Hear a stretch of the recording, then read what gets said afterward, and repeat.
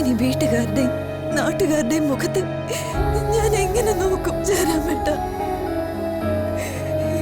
ഈ പ്രായത്തില്, അതും ജയരാമേട്ടന്റെ മരണശേഷം. ജയരാമേട്ടനൊപ്പം ഉണ്ടായിരുന്നെങ്കിൽ ഞാൻ ഏറ്റവും കൂടുതൽ സന്തോഷിക്കുന്ന നിമിഷങ്ങളായത്.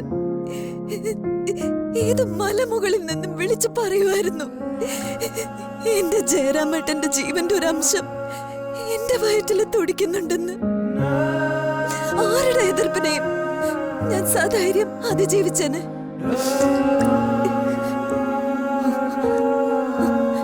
ജീവിച്ചിരിപ്പുണ്ടായിരുന്നെങ്കിൽ എനിക്കൊരു ഉത്തരം തേടായിരുന്നു.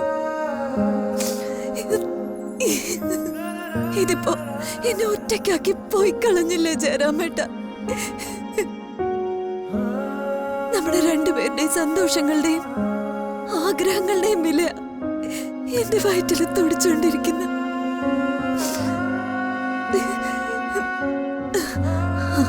എനിക്ക് ഒറ്റയ്ക്കൊരു തീരുമാനം എടുക്കാൻ വയ്യ.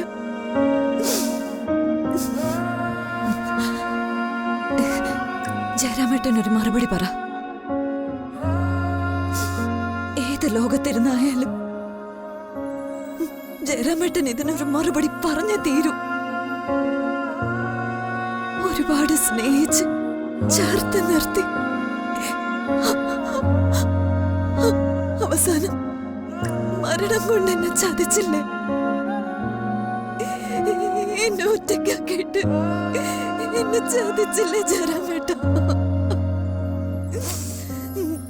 എന്നെ ചേർത്ത് നിർത്തി എന്റെ കുഞ്ഞിന്റെ അമ്മയായതെന്ന് ഈ ലോകത്തോട് വിളിച്ചു പറയേണ്ടതിന് പകരം എന്നെ ഒറ്റയ്ക്കാക്കി വിട്ട് ചതിച്ചില്ലേ നിങ്ങള്?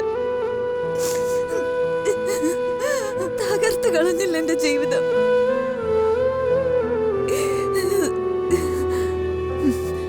മറ്റുള്ളവരുടെ ചോദ്യങ്ങൾക്ക് മുന്നിൽ തലയുയർത്തി നിന്ന് മറുപടി പറയാൻ പറ്റാത്ത വിധം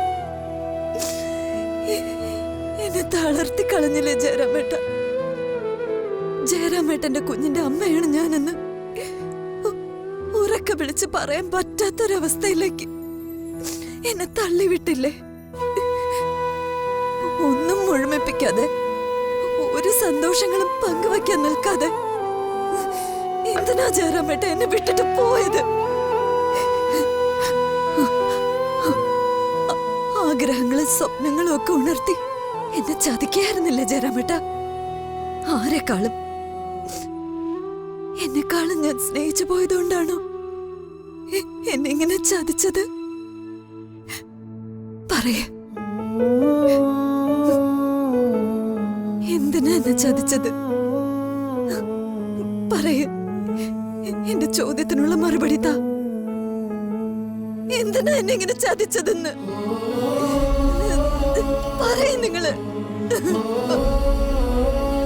പറയേ ജയരാമേട്ട, പറയാൻ എന്നെന്തിനാ ഇങ്ങനെ ചതിച്ചത്?